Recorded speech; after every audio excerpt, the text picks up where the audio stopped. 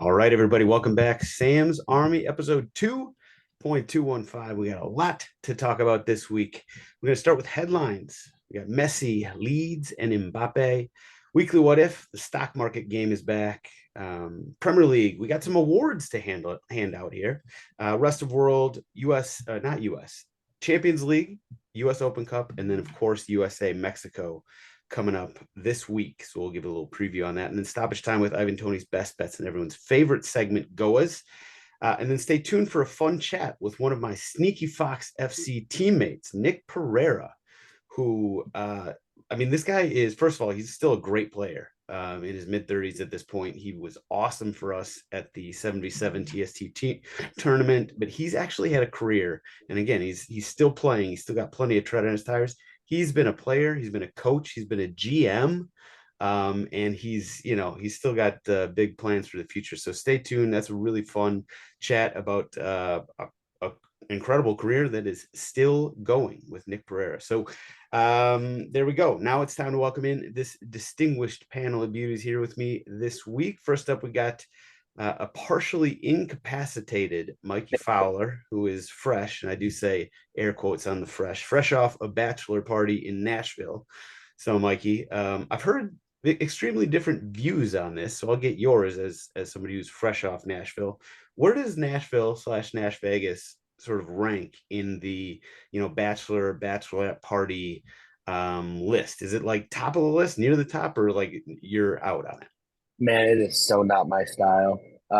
It's just the world's biggest cruise ship. It's just a bunch of people whose brains are off, floating around, bumping into each other. Um, as far which I guess that gives it a high score for bachelor parties because that is kind of what people are seeking. I realize I'm in the minority when it comes to these things. So, great bachelor party. If you're looking for a relaxing weekend, go literally anywhere else in the world. Hey, sounds good. So great for bachelorette party, not great for Mikey Fowler, Nope. basically. Okay. Next up, we got Mr. Mitchell Goulet, aka Overtime Mitch. I'm going to turn it around here, Mitch. So I was going to give you our usual TikTok trend question, but you know what? How about you ask me an intro question? What question do you got for? I feel like your brain's fast enough. You can come up with a good one real quick. Oh, you should have given me at least 30-second head start on this. Oh, how long do you think it would take you to reach 1 million followers on TikTok if you had all day, every day? You did not have your regular 9 to 5. Your only one mission was to reach 1 million followers on TikTok. Oh boy, just like a one. That's my only goal. Yep. I'd have to sell myself. I'd have to sell everything. Like, I think I could do it in a, a cup. Yeah, I was gonna say a couple months if we got real. I mean, listen, I'm talking about just like putting naked.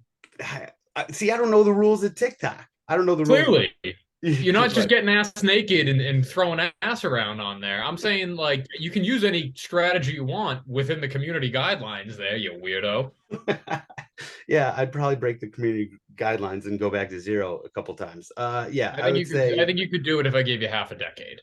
half a decade. Okay, I was gonna say yeah, 5 to 10 years. Okay, Yep. We'll take that's good. 5 years, acceptably. All right. Well, I appreciate the faith that you have in me for somehow growing on TikTok when obviously my abilities to even understand the platform are minimal to zero. And by the way, congrats on your million. That was a nice little way of getting it in there. All right, headlines time. So not sure if you guys heard this, but MLS made kind of a big signing last week. Messi is officially coming to Miami this summer. Whew, holy shit. It's happening. We sort of talked about maybe this is going to happen, maybe this is going to happen, but the fact it actually happened was kind of still some sort of shock to me. And however big, you think it's going to be, I think it's going to be bigger. I mean, just based on, all this ticket sales, every game that Messi's going to play in, all the tickets are sold out and they were sold out within hours. And that's not just Miami. That's like all the road games. So in terms of people being tuned in on this, I mean, whew, it's big. So Mitch, what do you think? Bigger than Beckham? Yeah. Yeah, absolutely. This feels like maybe it doesn't feel like it now, but we're going to look back in 5-10 years and it's going to be one of those like, where were you moments? This is a cultural shift in the sport in the United States of America, and we're going to reap the benefits of it in 2026. But it doesn't feel like it now because we haven't seen him in uniform and we haven't seen him play just yet. But once that hits, that first image of Messi in an Inter Miami kit and on a field for them, it's going to be a paradigm shift. It's a pretty big deal. Agreed. I agree with you. Mikey, one of the things that people have been talking a lot about in the weeks before the Messi deal, but it really ramped up in the days since he was announced, was this talk of, it's time for MLS to essentially take the training wheels off in terms of the rules and the regulations and essentially the way that the pay structures and everything. Do you think that this will basically force the owners to do that, or is it, this isn't going to change that sort of thing? The way that soccer is viewed as opposed to traditional American sports is so different, in my opinion. I think in Spain, they do all they can to prop up Barcelona and Real Madrid as world giants. In Germany, Bayern Munich get all the breaks, all the players go there for free if they get the chance to. I think it's going to take a minute or two for people to understand that this league is not designed for parity and fun and excitement. We're trying to grow on a national scale or a global scale, excuse me.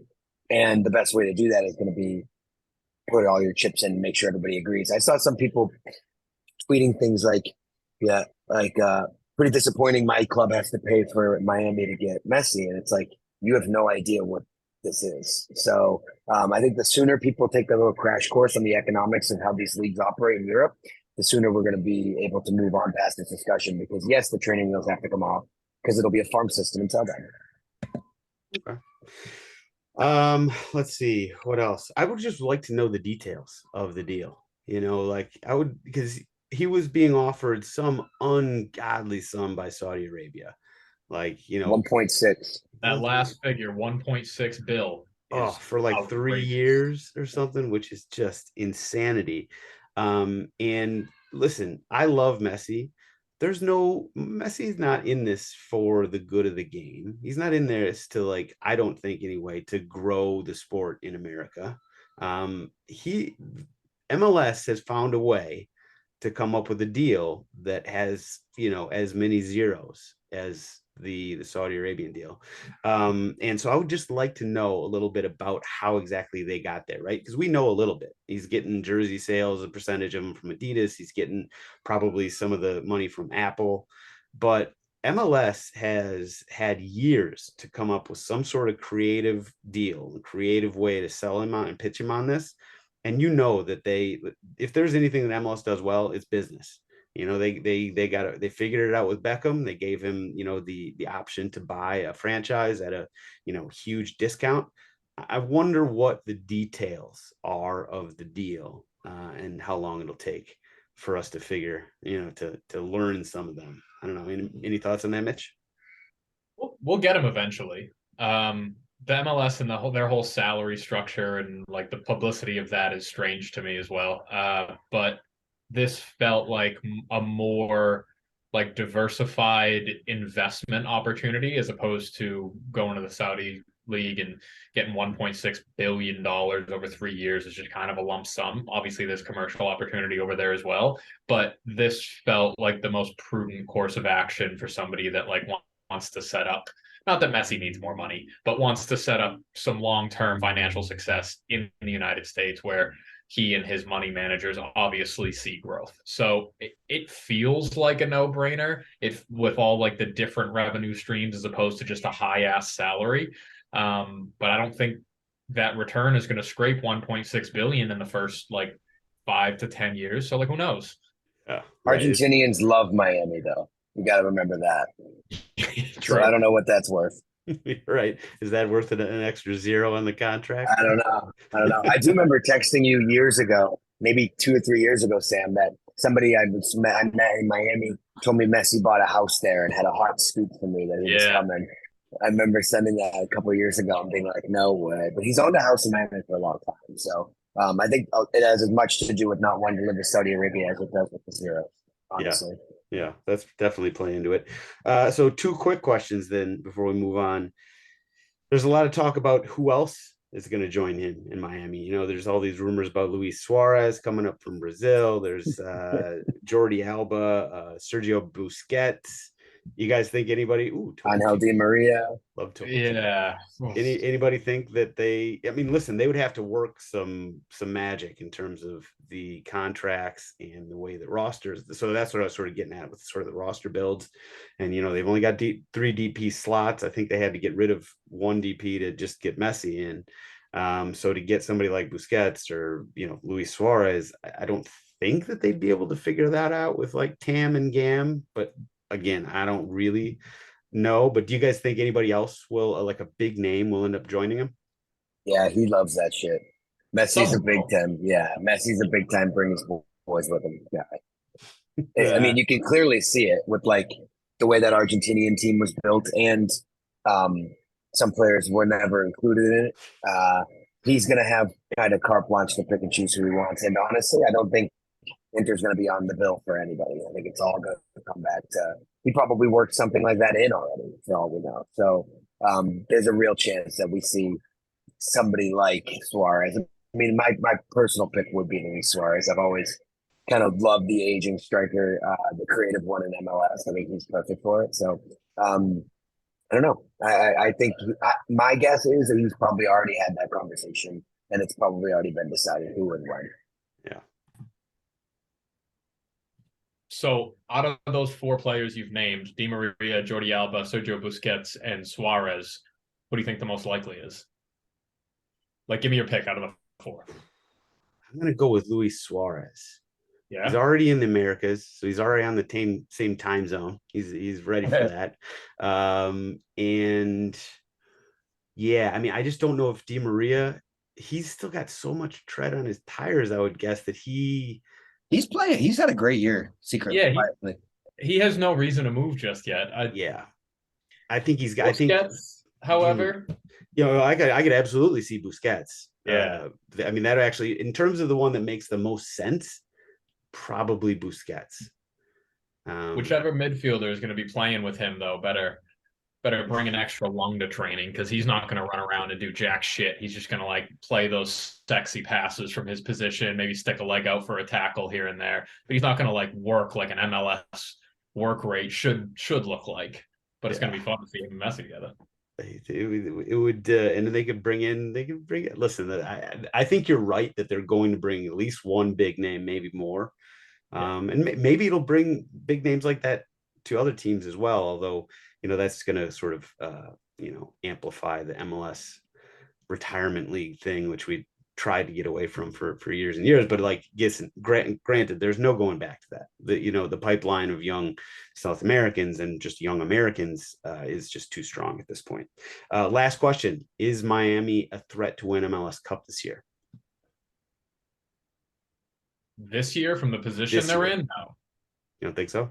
Well, MLS Cup. I'm going to say no until I see him step on the field. Can he do it in a rainy night in Charlotte? That's what I've always thinking about him, you know? Right. Can he go to Nashville and listen to Mikey's hungover ass cheer him on against Nashville SC or something? I agree. I think that it's gonna maybe a 2-year project, and that's what it took with the Galaxy when Beckham came too. They struggled for at least 1 year before they figured it all out. All right, that's huge news. Another transfer that didn't get anywhere near as much pub, but is actually very important nevertheless, is Josh Wynder, who went from Lou City to Benfica for 1.2 million. I mean, obviously, you know, anything's going to get overshadowed by Messi going anywhere, but this is big. Like, you know, this is not the first time that the USL has sent players to Europe. I know Kobe Henry, who we had on the program, went over to France. And then, of course, Jonathan Gomez went over to Real Sociedad. So Kobe Henry was from Orange County, and Jonathan Gomez is also from Lou City. So shout out Lou City, really making waves here. But this kind of deal is so big for just, you know, the club itself, for the league, the USL Championship. And I mean, I'm sure that this is just sort of the tip of the iceberg in terms of, the years to come. There's going to be a lot of these deals. But shout out to Josh and all the other kids that are getting over there through unconventional and unorthodox paths. And I'm hoping he kills it. He just got his first call up to the senior team recently as well. So I'm sure we'll be hearing a lot more from him before long. Also on the deals front, big Sam Fam news. So the 49ers bought a controlling stake in Leeds. And this is a group that is joined by none other than Larry Nance Jr. and TJ McConnell, who you guys know well at this point. I personally, I'm super excited for them. I know Larry and TJ are, we've been texting with both of them, and they're just, incredibly excited and probably slightly nervous about it, especially with how things have gone in the last couple months. But Mikey, you had an inside look. Any thoughts on this? What a lovely group of people that run that Leeds team as well. Just the staff at the actual facility. They took Larry for a tour. It was a really great thing to see him there. Bright and early one morning after a long night out, walking around. There's going to be a video coming out eventually. It was mic'd up. I don't know how much of it's usable. Happy for the guy. NBA Europe does a really good job of taking care of those guys and giving them the opportunities to get involved with investments like this and see the game and kind of learn about the sport. TJ and Larry obviously leverage that into a vacation of something they already know. But I think what the NBA Europe is doing and growing the game for them is pretty incredible. And, it's really cool that we all own a team now. So that's my favorite thing. All of us here at Sam's Army are now, make no mistake about it. If I tell Larry to do something, Leeds will do it now. So don't. Yeah, right. If you guys have any requests or I can be bribed. If you need anything, just hit me in the DMs. They're open. So I'm happy. Cash App is open. Yeah, I mean, one of the things that Larry and TJ are now going to have to deal with are people being like, oh, you're a Chelsea fan. Oh, you're a Liverpool fan. How can you do this?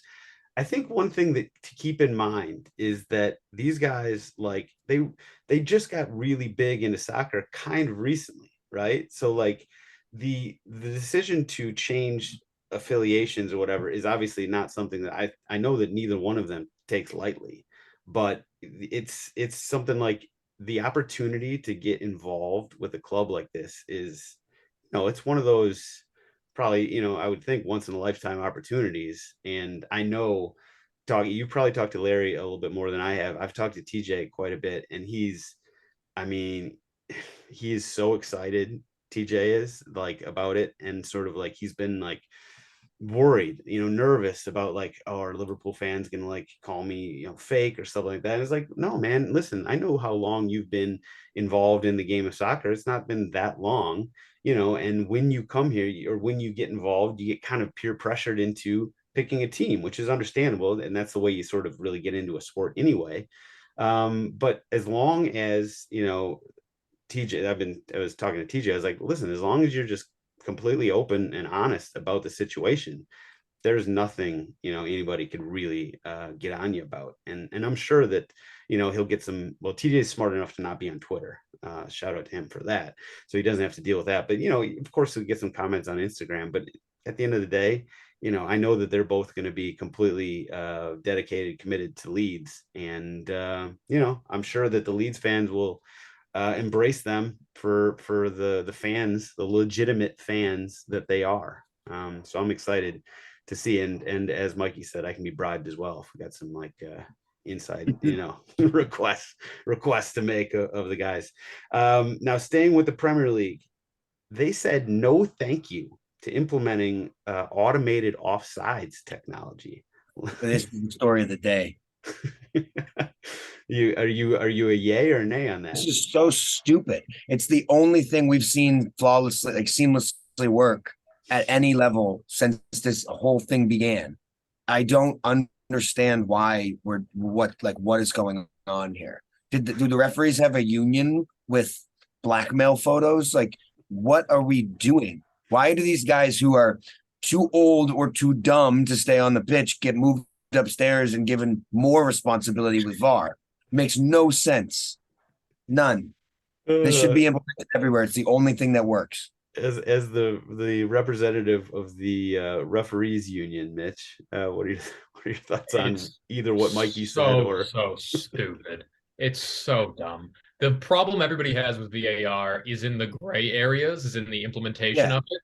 And this here is a definitive, like, black and white, no gray area. Let the computers do it, and there's going to be no ifs, ands, or buts about it, no human error. And the Premier League said, no, we like that human error. We like that element of, well, anything can happen if we go look at a VAR screen. What if we forget to draw the lines today? That would be funny, right? God, wow. Just accidentally draw the long line on the wrong defender. Like, what is that? When I see them dragging the line, like physically on my screen, manually dragging I want to freak out. Like, I don't understand. I don't, Sam, make it make sense. This makes no fucking sense. First of all, Tipo Chico right here. Nowhere near as good out of plastic. Nowhere near as good out of plastic. I can't make it make sense. It doesn't make any sense to me either. When I agree. First of all, I forgot that I was asking two Arsenal fans. So of course, I should have known exactly where you guys want to go with this. But I don't understand it as a Tottenham fan. And yeah, it seems like a no-brainer. And it's not like they're going La Liga. And, Tebas basically said, I'm not going to put in goal line technology because we don't want to spend the 2 or 3 million. Like Premier League has no issue with spending money on it. So I have no explanation for why they're doing that, other than perhaps the referees union having some. If one thing goes wrong this year, one thing. Well, something will go wrong. It went wrong with goal line technology. It'll go wrong with this as well. And it would go wrong with fully automated offsides technology. Just by the way, something will always go wrong. Okay, last headline: breaking news. Kylian Mbappe has told PSG that he will not extend his contract, which is set to expire this coming summer. So not right now, but 12 months from now. So he would be a free agent, and therefore he would be able to leave for $0 next summer if he so chooses. So Mitch, do you think this is a bargaining tactic for him to get, a bigger, better, longer contract? Or do you think there's a possibility he gets sold this summer? I think it's a bit of both. I think it's a power play on Kylian Mbappe's end. PSG are not going to let him go for free. And we kind of know that he wants to move, but it doesn't feel like he's super urgent about it, which is why he's releasing this news now and not, days before his contract ends. But like the bottom line is they're not going to let him go for free. So it's kind of it's a chess move that will ultimately end up in something much bigger. But I do, to answer your question, right on the fence. I think it's a little both. Yeah. I mean, I don't know if Real Madrid could make it work after they've now got Bellingham. I've seen things with very little legitimacy saying that they have, quote unquote, the money ready, which I don't quite know what that means or what kind of sum that looks like. But if you are Real Madrid and you have the opportunity to buy him this summer for X dollars, you have, right. That's a once in a lifetime investment opportunity right there. If we're talking about those, you have to pull that trigger. So to just be ready if you're Real Madrid is as good as you can get right now. I think he stays at PSG, by the way. I think you're right that he would probably, if all of the cards fall in the right way and he somehow could go to Real Madrid, I wouldn't doubt that he would be open to that. I just think, he's a French national team player. He basically, kind of runs the PSG at this point. I think he ends up, re-signing a bigger, better deal or whatever with PSG. But I think you're a little bit of both. That's probably some accuracy there. All right, we'll move on to weekly what if time. And we're gonna go stock market game. Mikey loved this last time we did it. I'm gonna put some rules, some guardrails on it, so it's not like everywhere about any club. But so pick one club, and you got to buy or sell, short sell essentially shares in that club right now based on where they finished this season. and then where you think they could end up, or where do you think they will end up next season? And of course, there's a lot of caveats here, right? I mean, like the summer transfer window is just starting, so there's a lot of things that could change. But what club essentially do you think will rise or fall, the most next season? Mitch, you look Ooh. like you're ready. I'm buying the dip on Chelsea. They can't Ooh. finish much lower than 12th, so they can and they might. But I just don't think I don't see them finishing lower than 12th again next year. So it's just a dip. But with the talent they have on the roster, the money they have to spend this summer, I'm buying Chelsea right now. Okay. I think that's a fair guess. I think that might be even the smart money. Yeah, that might be the smart money pick right there. Mikey, any Considering I think Bournemouth's already down next year, I'm not going to pick that one. I'm very low on Bournemouth next season. They fit the trend of goals came from everywhere and nowhere this year, and it dries up quickly, like Sheffield or somebody like that. But I'm gonna make this more fun. I know that people come to me for Liga picks. I am going to sell extremely hard on Marseille. I think they fall down the table. Very old team, reliant on Alexis Sanchez in the year 2023 of our Lord. I can't fucking imagine that being sustainable.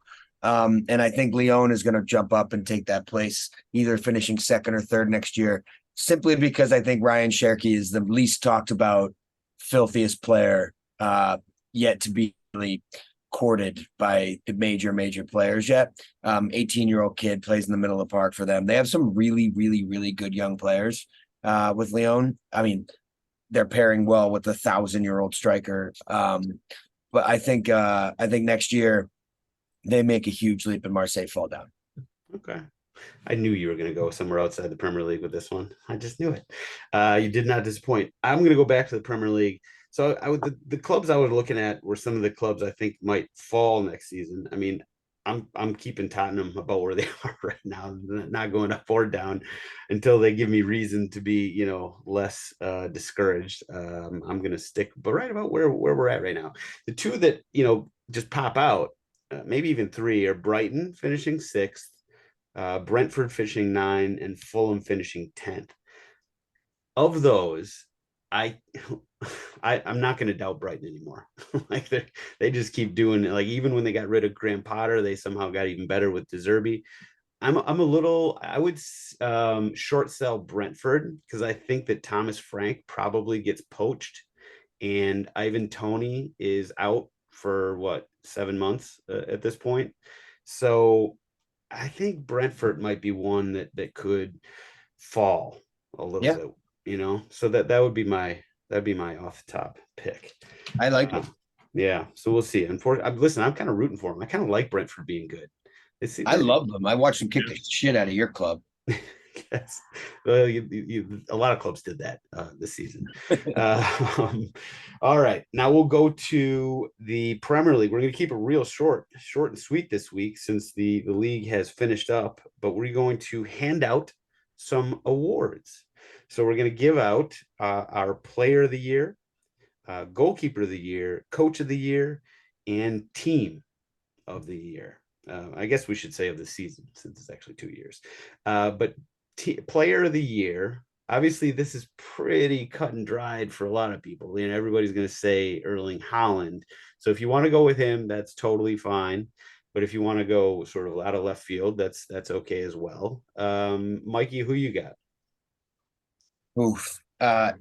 So it's just going to be player, right? Not going to be breaking that up or down. Yep. Man, I'm gonna play this a different way. I think you look at the team that had the most impressive season and the player that overperformed the most in that team. And I think 15 open play goals from Martin Odegaard is disgusting. And I think when you look at the rise of that team and the creativity that he brings to it, I mean, we do like to talk about people that are impressive and had successful years. And I'm just looking at this table again, and 84 points from this Arsenal team and 15 open play goals. If you told me going into the year, I think he might have had a shot at winning PFA. So I'm going to give him his due here instead. Okay, I think that's a fair shout. He had a great season. Mitch, who you got? I really like Mikey's shout, but I feel like we as a group would be remiss not to say Erling Haaland at one of these spots. What he's done at 22 and what he will continue to do into next season is unheard of. And I'm very scared of what he's going to become. He's a player of the year for me. He is the difference maker up there. He's a force. He's an enigma, whatever other adjectives you want to use to describe him. The kid's good. He's my player of the year. I think that's fair. I'm going to go with you. I'm going to say Alan. I looked through like who could I come up with to give it to somebody else, and all the best candidates were all Arsenal players. So I'm not going to go out on a limb just to give Arsenal some extra flowers. But Saka had a great year. I mean, I could try and manufacture some sort of argument for Harry Kane, given how much he basically carried Tottenham this year to 8th place. We would have been below Chelsea probably without him. So he had a great season. But yeah, Erling Haaland, his first year in the league as well. Remember like back in the day, back in the olden days, when you got to wait a year before players hit the ground running, but now everybody's expected to do just what Haaland did. And man, he did it. So I'm gonna give mine to Erling Haaland. Now, goalkeeper of the year. This one's a little interesting. Who you got, Mikey, before I go off on a spiel? I thought the best goalkeeper that I watched this year was David Raya at Brentford. A Tottenham target, hopefully.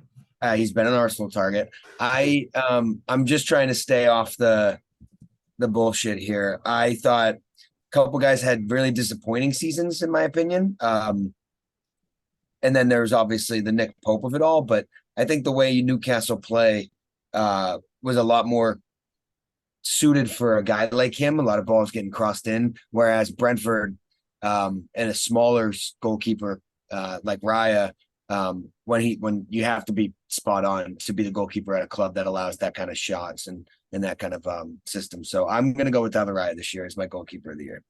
All right. Mitchell? I like Ramsdale for a number of reasons. One, my Arsenal bias. Two, the emotional and on-field leadership that he displayed like week in and week out. I feel like it doesn't show up on the score sheet, but that kind of presence in a team allows that team to believe itself that they can go and do something unthinkable, which is unseat City at the top. Didn't happen, but I still love the saves that he made this year. There were some disappointing ones where I know he got ripped apart on Twitter, but every goal is going to be micro-analyzed on Twitter. Aaron Ramsdale is a legacy goal. Like he should be wearing red for a very long time. And anybody that's like, oh, we should sell him, we should replace him, I'd really like you to show me a keeper that you think would do a better job than he did this year. I think he's been phenomenal for the amount of shots that he's faced. You can go to, you can say Ederson, but let's be honest, ball didn't get to that half all that often. For just the amount of shots that he's faced, clean sheets, goals he's kept out, I really like Ramsdale and his body of work as a keeper for this season. All right. Nobody had better moments. Yeah. Nope. Yeah, those big like top-handed saves late in the game. Liverpool game especially. Yeah, he was built for that, and he rose to that occasion. Those are good shouts. David De Gea won the what is it, the Golden Gloves, but I don't think anybody's gonna pick him around here. I Ederson had a great year, but I'm with Mitch. Like, if you're not gonna see any shots, like, it's tough to really hand you that one. Jordan Pickford had a pretty good season for what he was dealt with. Like, that logic applies there too, though. If you're defending for Everton and you're facing that many shots week in and week out, you're gonna come up with a good save or two. True, but I think he came up with a lot of them, and I agree. He was under a lot of pressure. So I'd just say Pickford should be in the mix. I guess if I was going to give it to somebody, I would probably just end up giving it to Pope. Just, he played well. He obviously had a good team in front of him as well. But first of all, I'm not going to give it to Ramsdale because he's keeping Turner off the field at the moment. So I got no love for him, even though he does seem like a pretty hilarious dude based on all his social media interactions. So I'm going to go with Nick Pope on that one. Coach of the year. This one's an interesting one. So, I mean, Pep just won the treble. So it'd be pretty easy to make an argument for him. I'll be interested to see if anybody here actually gives it to him, though. So, Mikey, who you got? Yeah, it's Pep Guardiola. It should be De Zerbi in my head. I mean, I hope to God one of you does it, but not even going to do anything about it. I think to be able to, and this is the last I'm going to compliment Pep Guardiola on this podcast, but like learning how to rotate a team like that with that much ego is pretty incredible. I think Mahrez just disappearing, finding the guys that are going the right way. And I don't know, I just think he did an unbelievable job of getting that team to believe in, sacrificing to whatever extent that means to be at City and sacrifice. But I think that a lot of them took reduced roles, and I thought that was a very masterful job by him. I think that's a part of the season that I don't think will get discussed enough.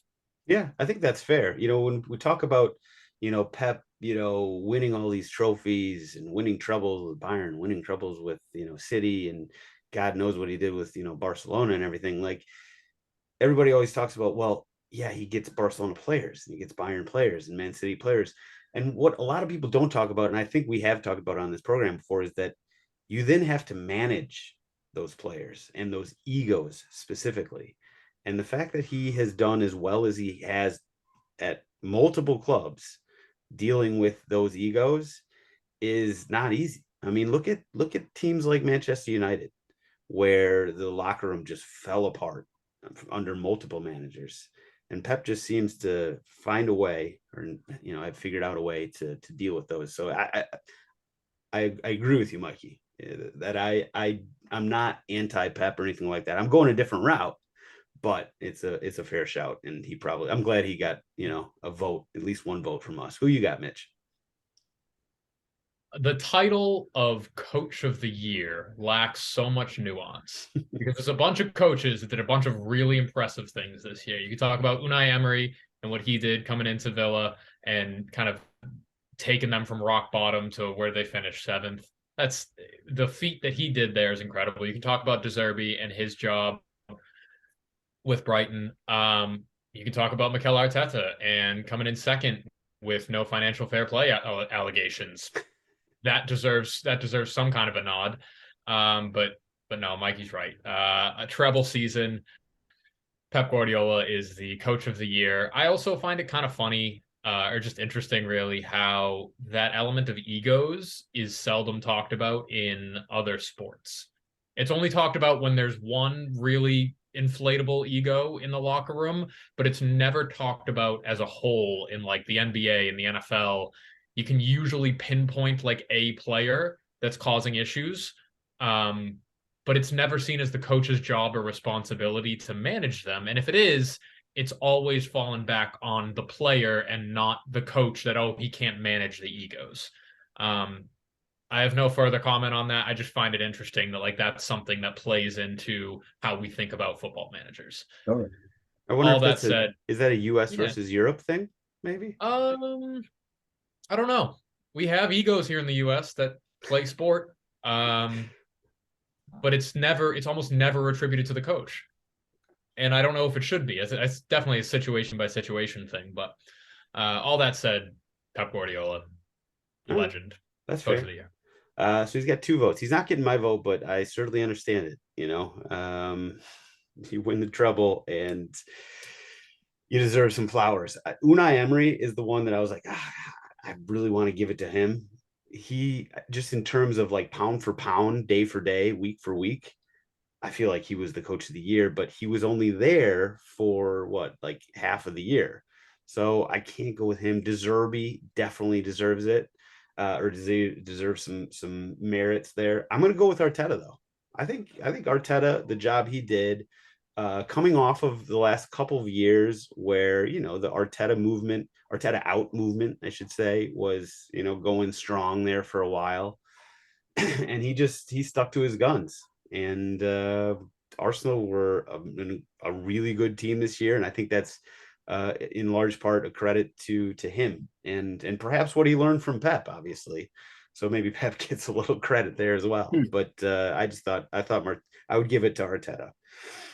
And then team of the year. Again, we could go with City for many of the same reasons, not all of them, but many of the same reasons as Pep Guardiola. I mean, they're just so unbelievably talented, and they just won, the FA Cup. They won the title, and they won the Champions League in a matter of 3 weeks, which is insane. But Mikey, who would you give team of the year to? It's got to be Arsenal in my head, and I want to give it a different way. I want to give it to a team that I want to reward the decision to go complete football manager and bring in 20 new players in a desperate move to stay up. They looked at their club, took all romance aside, and said, we're going to end up back down unless we make a gamble here. They put their livelihoods on the line. They could have Portsmouth down to the 4th tier if this didn't go well. I like big nuts moves. I like guys that lay it all like that. And I'm going to give Nottingham Forest a little love here because 20 signings, who gives a fuck? Nottingham Forest staying up. Big nuts, Nottingham Forest. I think it's a fair shout. I love that. Not only did they make all those moves and everything, but they also dealt with an insane number of injuries over the course of the season. Because those guys they bought were 36. Yeah, there's probably some of that. Yeah, that's probably part of the issue. But yeah, the fact they stayed up is wow. I mean, that was a huge gamble, and it paid off. It was a close run thing, but it paid off for them. Okay, so good shout, Mitch. Who you got? I've given City too much love. It's Arsenal for letting me believe a little bit throughout the season. It's always better to have loved and lost than to never to have loved at all. And I loved this season for a very large chunk of it. I had a real good time. We can look back now after it's all said and done and say, fuck, it ended up blue. But it was such a fun season. This team really, there was a special energy about this year for them. And it was top to bottom, front to back. They were the team of the year for me. Okay. And we have a young core that leaves me hoping that we can do it again next season. Fair enough. I'm not going to give Arsenal flowers on this one, although I do agree that you guys did have an incredible season. I'm going to go with Brighton. The fact that they finished 6th with the turmoil they had some injuries themselves, the Graham Potter leaving, and having to go get a different manager right in the middle of the season like that, and then still finishing 6th ahead of Villa, ahead of Tottenham, ahead of Chelsea. I mean, that is impressive, and they were fun to watch doing it, which is all the more a testament to the way that they did it, and they were a lot of fun. So I'm going to go with Brighton as my club of the year. Well done. Enjoy Europe next season as well. Okay, we'll move on from the Premier League and we'll hit rest of world. So we'll start with the Champions League. As we've teased at this point, Manchester City is champions of Europe at long last. Congratulations to Pep and his petro-billion-dollar They stars. did it without cheating. Yeah. Yes. Well, we'll find out soon enough on that one.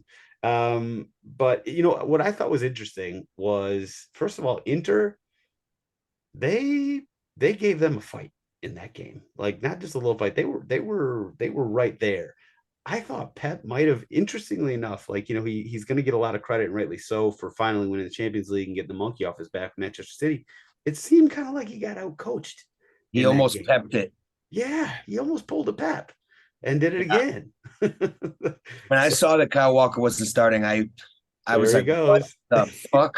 This fucking guy. Like, unbelievable. It's like Pep and a 14-year-old girl or boy who just got their first boyfriend or girlfriend. It's like the same person. They just overthink it to the nth degree. And just I'm going to, the fact he left Kyle Walker out was crazy. What are you doing, my man? fucking insane. And Well, I also, laugh.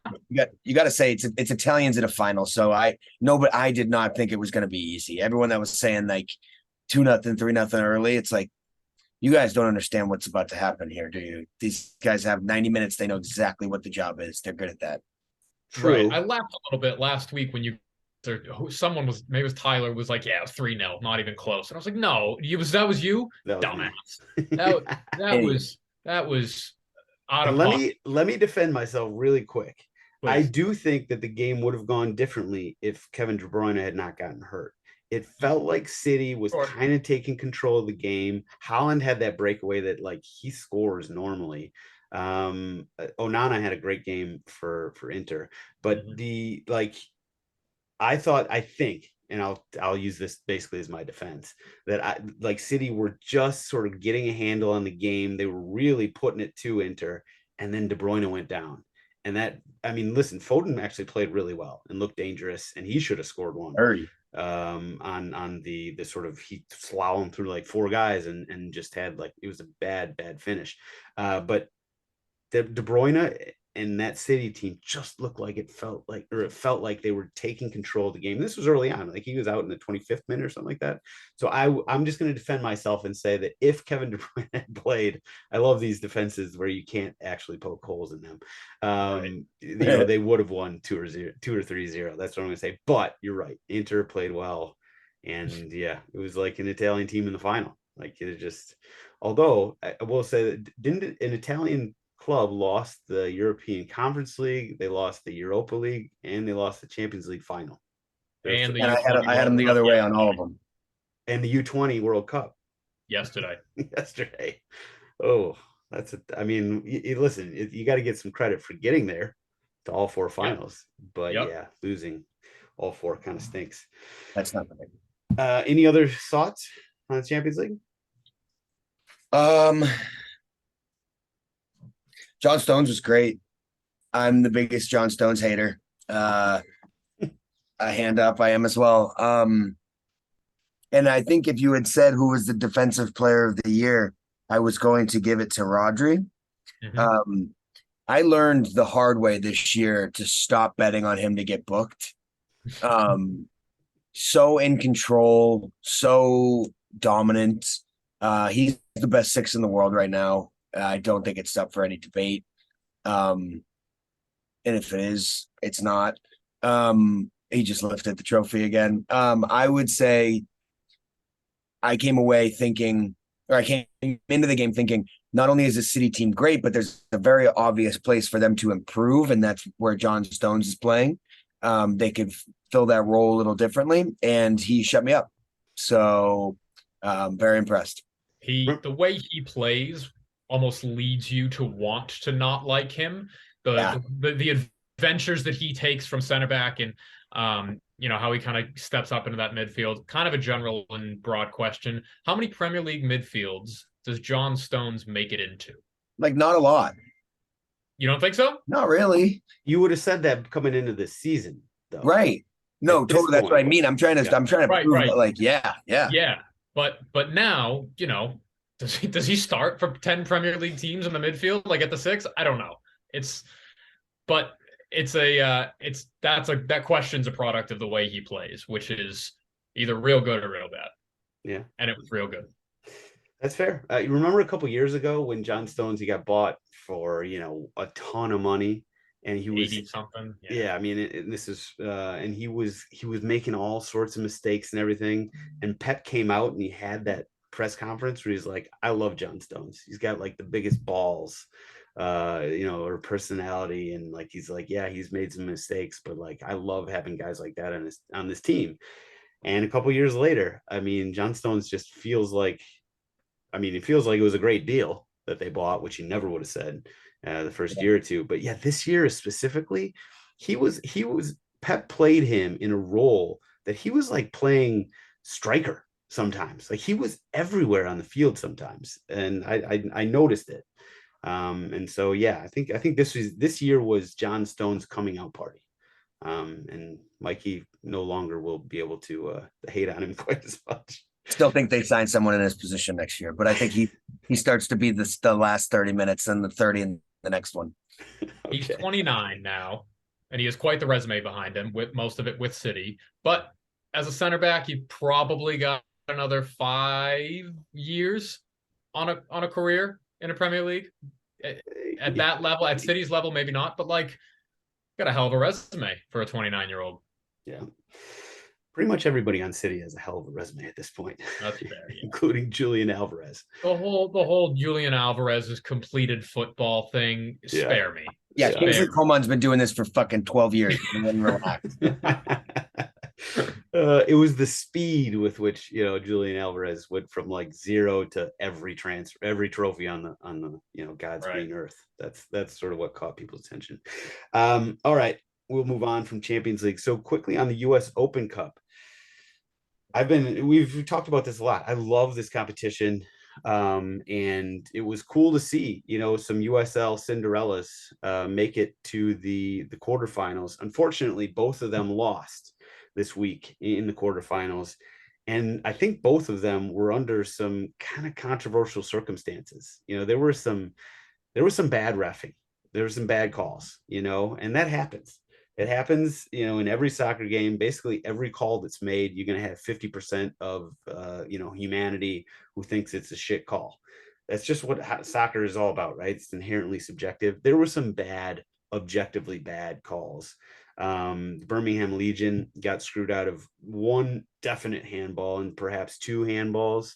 There were some tough calls in the Fire Houston Dynamo game, as with the Pittsburgh Riverhounds and Cincinnati game.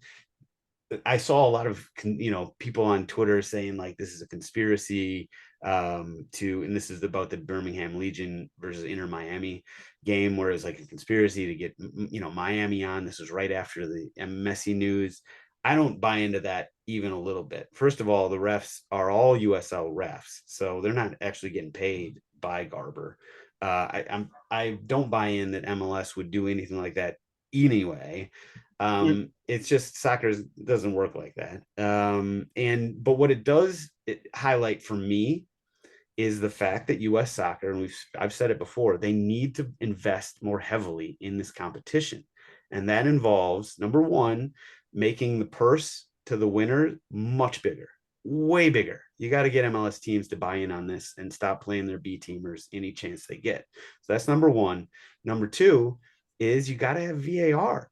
Especially once you get into like the quarterfinals, the semifinals, the finals, you need VAR to get the really big missed calls and get those right.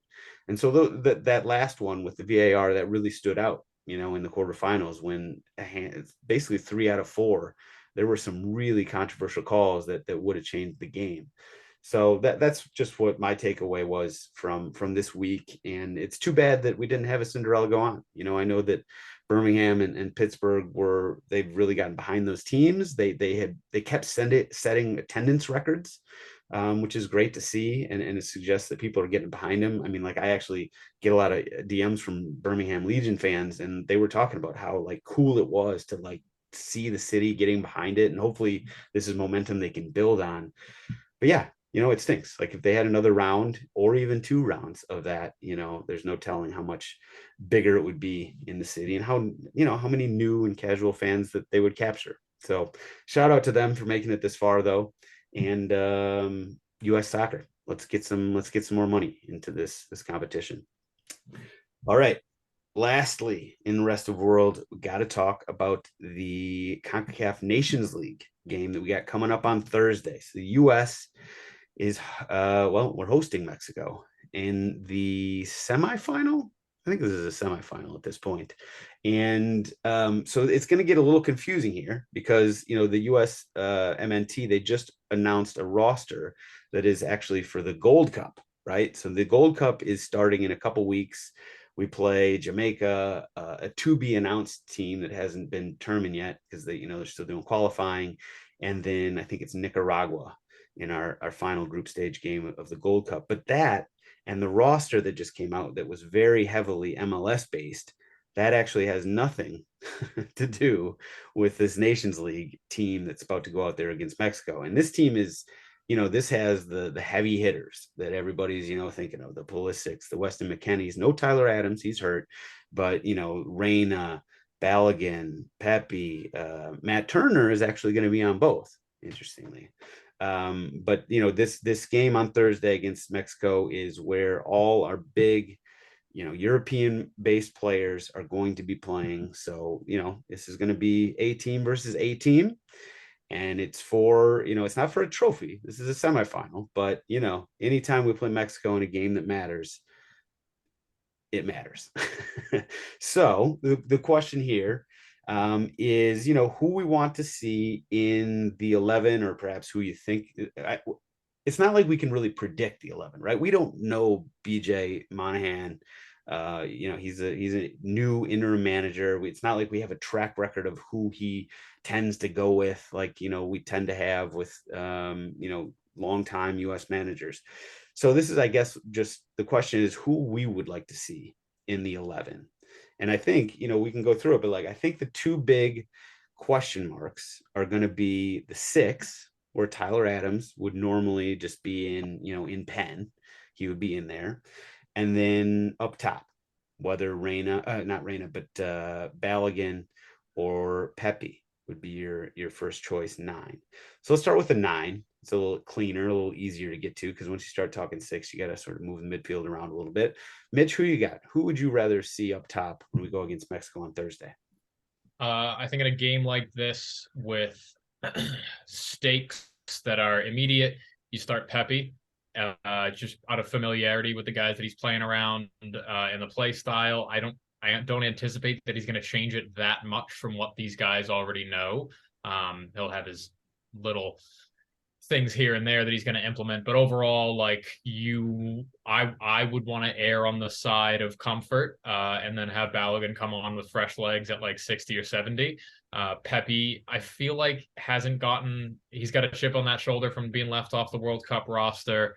That 9 spot is up for grabs, and I think right now he's our best option at the 9. I agree with you.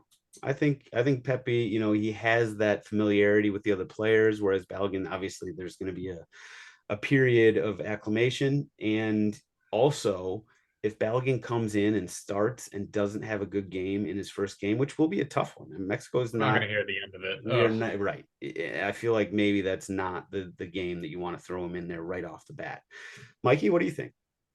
I think he is so unbelievably better than anybody we've had in that position in a long time that we should not start him for that reason.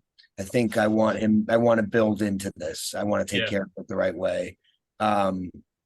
If he was a hopeful, exciting prospect, I'd want to see him immediately, like a lot of the guys in the past. But this, to me, is already the best striker we've had in the last, I don't want to say a number that pisses anybody off, but I think he's going to have a trajectory that we haven't seen before in the American game. So I would like to let him watch for 65, 70 minutes and come on.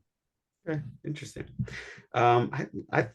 I'm not willing to throw Pepe out with the bathwater and say that he doesn't have a trajectory that's, kind of like that as well. I'm still high on Pepe at this point, but you are really high on Balogun, which I like. But we'll see. But interesting, where we all get to the same place. We just come at it maybe in slightly different strategies. So the other question is at the 6. So we got no Tyler Adams. The question is, do you want to have somebody like a McKennie play that role with or without sort of a basically a 2 system, or do you want to go with somebody like a like for like with a Johnny Cardoso? Any thoughts on that, Mitch? In this game against Mexico, I'd rather McKennie play it. Who else would you have start in the midfield alongside him? Musa and probably Reyna. Reyna. I've been singing Luca Del Torre's praises forever. I know he's not a starter in this scenario, but he has a place in this team going forward. I'd rather see Weston there for this game. I would too. I think he can handle it. I mean, Weston, he's like as flexible as they come in terms of where he could play on the field. I think he could handle that. So I'm with you. I'm with you on that. And then have a Reyna, Musa, and then on the wings, Weah and Pulisic. for me. Like it's pretty Yep. much, set for me. Yeah. Any disagreement, Mikey? No, the only spot that I know who's starting in 26 is Tyler at 6, so I don't care what happens. Right. And then at the back, I mean, Matt Turner will be in net, no doubt about that. Robinson will be on the left. I think it's pretty clear who our center backs are going to be, Chris Richards and Miles Robinson. And then there is one other question on the right, whether you go with Dest, who has, he has experience there. He's been in a World Cup. I mean, he will not be overawed by the situation at all. And that's actually not a good way to start this, because Joe Scally, who would be my other option there, he won't be overawed either. I mean, he's been playing in Bundesliga. He's seen big games. He knows what this is all about. But Mitch, would you go Scally or Dest? I kind of like Scally here. He provides some stability back there. He is tested against Bundesliga attackers. The kid has had a phenomenal season, plays 90 minutes very often for Mönchengladbach. And I like the way that his play style at that right back position would link up with Weah. Dest loves those overlapping runs. He loves to get forward. And we actually saw, was Dest's lovely left foot goal against Mexico like a year ago? Or was that against somebody else? I thought it was maybe Jamaica, but I know the one you're talking about. Someone else. But Dest is a more attacking option and a dribbling threat at all times. I feel like we got a lot of other dribbling threats on the field with that 11 right now. I'd like to see Scally get some minutes in this one. That's a solid argument. I think I would lean towards Dest. Mm-hmm. I'm not a big believer in players can be, the form means that they're just absolutely shit right now, especially at defense. So I know he is a confidence player and he hasn't been in form and all that, but Dest is still that guy can play. So I would. Confidence manifests itself in the dribbling, not the defending. The confidence, right. Serginho Dest is on his day. He's taking on defenders and he's defending it, on the other side of the ball. When it looks like he's not having a good game is when he's losing the ball. But that is part of his role when he's on the field, is to take guys on and to create issues up there. So it's kind of a catch-22 there, but I get what you're saying. Yeah. So I go Dest. I lean Dest. I would be totally fine with Scally. Mitch would go Scally. Who'd you go, Mitch? Mikey? I would go Scally. Again, for the same reason. I think Dest is a clearly better player, and I think it feels like a big stakes scenario for a guy like Scally to get tested, but in reality it's not. So okay. Well, I mean, we could go around and give our predictions, but I think everybody's going to say Dos to 0. I certainly am. Yeah, I'm excited for this game. It feels like we even had a USA Mexico game not that long ago, but obviously that didn't feel anywhere near like what this is going to be. This is going to be 18 versus 18. This is going to feel like a real, US Mexico. This is the first game that matters. It's going to feel like it matters since the World Cup. So it's great to see. I can't wait for Thursday night. And let's take it to them. I cannot wait. All right.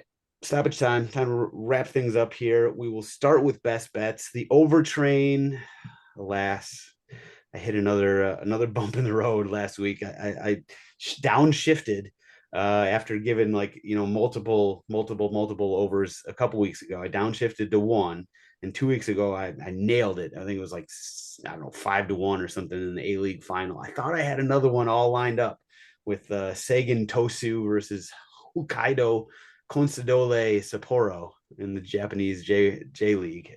Unfortunately, the Consadole Sapporo, they had about 18 shots on goal and they only scored 1 goal. So that one really hurt me. And they ended up going 1-1, which did not get my over. So I'm going to regroup. I'm going to rethink. I'm going to come up with probably not a new strategy. I'm going to stick with my overs, but I'm going to throw it to you guys first. Anybody ready? Mitch, you look like you might have something for the people here. Yeah. I like a parlay between the 2 CONCACAF games on Thursday. I like Canada and US money line. Parlay those together, you're looking at plus 330. You got plus money in the US side, and then I really like Canada's team against Panama. They're healthy. Well, is Jonathan David healthy? I don't think so. I think he's still out. That's right. He might be getting ready, but I don't think. Okay, I still like it. Plus 330, probably on both money line. Fuck it. I like it. I like those bets. Fuck it. Mikey, what do you got? I have been betting so much Copa Sudamerica. It's not healthy at all. Libertadores as well, or just No, yeah, everything. Argentinian A League, made some money on Newell's Old Boys 2 nights ago. I am in a dark place. Here's the thing: if it makes you feel better, I am too, but I don't really like the Brazilian and Argentina leagues because they just don't score as many goals as I know the leagues that I'm used to. The home teams quite frankly never lose. So So when the draw no bets or second chance ones, or anytime there's somebody playing at home in a game between two tight teams, the money's pretty nice, and I like to sprinkle on those. So I've been enjoying myself there. In terms of specific bets, I mean, trying my best to stay away from this shit right now. Like this is gonna get me betting tonight. I'm gonna take, just based on strictly systems, going with my eyeballs here. They don't play again for a while. Shit. All right, fine. I'll be forced to take a bet on tomorrow. Tomorrow, Estudiantes will beat. I know they said that they don't lose on at home, but Estudiantes will probably get good money against Cologne tomorrow. And now I'm going to look it up how much it actually is. But yeah, Argentinian A League betting is now officially begun. It is. Listen, I'm right there with you because once Europe peters out, it's like, well, you gotta go somewhere. And the number. Brazil and Argentina leagues are a lot. You're gonna get plus 123. Okay, plus 123. There you go. I'm gonna stick with the overs. Listen, I do the research for the people. It doesn't always work out. It was working out pretty consistently. You had a little wobble here and there, but I'm back and I'm ready. So Saturday in African Cup of Nations qualifying in Group H, this will be round 5. We got Zambia hosting Ivory Coast, and that has over written all over it. Both those teams score. Both of them want to win the group. I love the over in Zambia hosting Ivory Coast. AFCON qualifying. Let's go. I feel good about that one. All right. Now we will finish up this segment of the podcast since we still got an interview to come, but we will hit up with GOAWs. It is GOAWs time, everybody's favorite segment, of course. I've been going to Mitch first consistently here. I'll start with you, Mikey. You got any buddy you want to throw out? This is totally from the bottom of my heart. You know, it's sometimes there's no ulterior motives. I am very happy and I've become a huge fan of his. I just think he's a great player. I'm really happy for that guy, Declan Rice at West Ham and winning that European trophy. Huge admirer of his. He's a character, future captain of England. And Arsenal. I'm really just, you got to feel good for a guy like that. And wherever his career goes from here, God knows where, but I think that he's guaranteed success anywhere he goes. So just a completely unbiased take, just from the I love that guy, man. I didn't even know who he was till yesterday, but now, wow. Wherever you may end up. Yeah, wherever that may be. Just put it this way. No matter whatever happens next, I'm going to follow his career for a long time, I think. Whether he stays in London or not. It doesn't matter. Doesn't matter. Mikey's on the Declan Rice train. Okay. All right. Love your honesty, transparency. Mitch, who you got? I got 2. One is MLS for the consistent absurdity of the goals that are scored in this fucking league. It's like completely out of pocket every single weekend. There's a minimum of like 5 bangers scored across the league.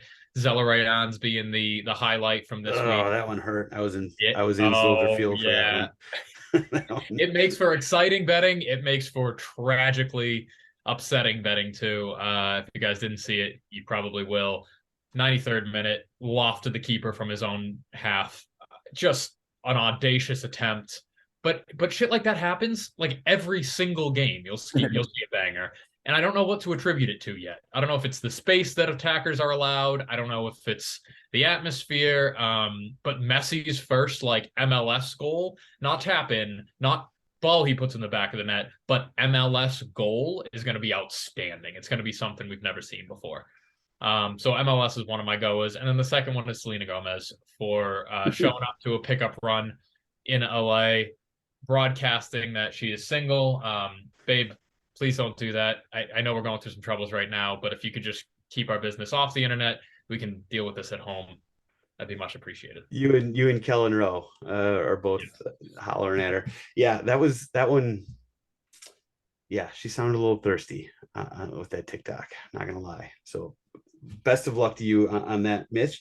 I'm gonna go. So I got a whole handful here. I was worried that you guys were gonna take some of them, but you did not. So I'm gonna give out some honorable mentions. First to Barcelona and Laporte for that incredibly butthurt statement they put out immediately after Messi signed with Inter Miami. Oh my God, that's right. And basically, saying, well, you know what, we get it. Messi wanted to go somewhere, without a challenge and blah, blah, blah. It was like, oh boy, they really felt like, it really sounded like they just got dumped. It was really, pretty, yeah, it was bad.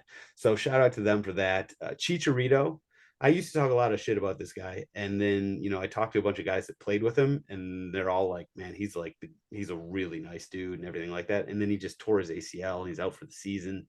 So that stinks. And it stinks for MLS, stinks for the Galaxy, who are already in a world of hurt. So yeah, just not good all the way around. Esposito family. I got to give this family a shout out. Not necessarily, this isn't all good, but it's certainly noteworthy. So they got 3 brothers who are playing high level soccer right now. And this is what happened to the 3 of them. One of them got relegated with Spezia. One of them just barely missed out on promotion with Bari in like a last second goal. Caligiuri game. I bet the wrong one on that one. Exactly. With the Tinkerman as the coach of Calgary or whatever. So the second brother got missed out on promotion by like just a smidge. And then within like minutes or hours, Francesco Pio Esposito, the youngest, was playing for the U20s Italy team that lost to Uruguay in the U20 World Cup final. So just a really tough weekend for the Esposito family in Italy. But those are all honorable mentions. My actual GOAWs are Chris Toth and Nick Pereira. So Nick Pereira, you're actually just about to hear from on the interview to come. But Chris and Nick played with Sneaky Fox FC this past weekend at the TST $1 Million tournament.